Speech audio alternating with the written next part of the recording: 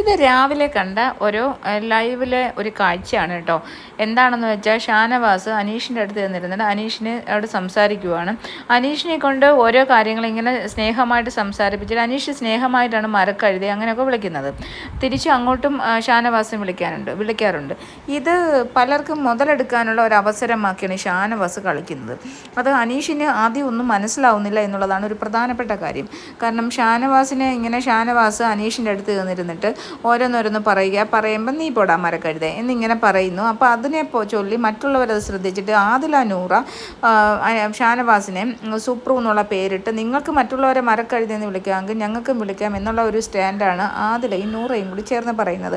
അതിന് വെറുതെ ഒരു കാര്യമില്ലാതെ ഷാനവാസ് അനീഷിൻ്റെ അടുത്ത് പോയിരുന്നു അനീഷിനെ ഇങ്ങനെ സ്നേഹം നടിച്ച് നിനക്കെന്നെ സ്നേഹമല്ലേ എന്ന് പറഞ്ഞിട്ട് ഓരോന്നോരോന്ന് അങ്ങോട്ടേക്ക് ചെന്ന് കയറുന്ന ഒരു കാഴ്ചയായിരുന്നു. പക്ഷെ നമുക്കത് കാണുമ്പോൾ അതൊരു കോംബോ കളിയാണ്, ഒരു സംഭവമാണെന്നൊക്കെ തോന്നും. പക്ഷേ അത് ഷാനവാസിൻ്റെ ഒരു കളിയായിട്ടാണ് എനിക്ക് തോന്നിയത്. ഷാനവാസ് മനഃപൂർവ്വം അനീഷിനെ കൊണ്ട് എന്തെങ്കിലുമൊക്കെ പറയിക്കാനുള്ള ശ്രമവും അതേപോലെ തന്നെ ഒരു അനീഷ് ഒറ്റയ്ക്ക് ഇരിക്കുന്നു എന്നുള്ള കാരണം ഇൻഡിപെൻഡൻ്റ് ആയിട്ട് കളിക്കുന്നു എന്നുള്ളതിൻ്റെ ഒരു മാറ്റം അതങ്ങനെ അല്ല എന്ന് വരുത്തി തീർക്കാനുള്ള ഷാനവാസിൻ്റെ ഒരു ട്രിക്കായിട്ടാണ്, ഒരു ഗെയിം സ്ട്രാറ്റജി ആയിട്ടാണ് എനിക്കിതൊക്കെ കാണുമ്പോൾ ഫീൽ ചെയ്യുന്നത്. അല്ലാതെ ഷാനവാസിന് അനീഷിനുള്ള സ്നേഹം കൊണ്ട് അങ്ങോട്ട് തള്ളിക്കയറി ചെല്ലുന്നതൊന്നുമല്ല. ഇന്നിപ്പോൾ ഷാനവാസ് ഒരു ഗെയിം സ്ട്രാറ്റജി പൊട്ടിക്കുക അല്ലെങ്കിൽ അനീഷിനെ കൊണ്ട് എന്തെങ്കിലുമൊക്കെ പറയിക്കുക എന്നുള്ള ഇതിൻ്റെ പേരിലാണ് അനീഷ് അടുത്ത് ചെന്നിരുന്നപ്പോൾ അനീഷിൻ്റെ അടുത്ത് ചെന്നിരുന്നിരിക്കുന്നു, കാല് മടിയിലോട്ട് വെക്കുന്നു, കിടക്കാൻ ശ്രമിക്കുന്നു, ചിരിപ്പിക്കുന്നു. കാരണം ഒറ്റയ്ക്കല്ല അനീഷ്, ഇൻഡിപെൻഡൻ്റ് ഒന്നും അല്ല എന്നുള്ളത് അറിയിക്കാൻ വേണ്ടിയിട്ടാണ്. അതുപോലെ തന്നെ മരക്കഴുത എന്നൊക്കെ വിളിപ്പിച്ചിട്ട് ആ വിലയും മോശമാക്കി ആദിലയും നൂറയും പിന്നീട് സംസാരിക്കുന്നുണ്ട്.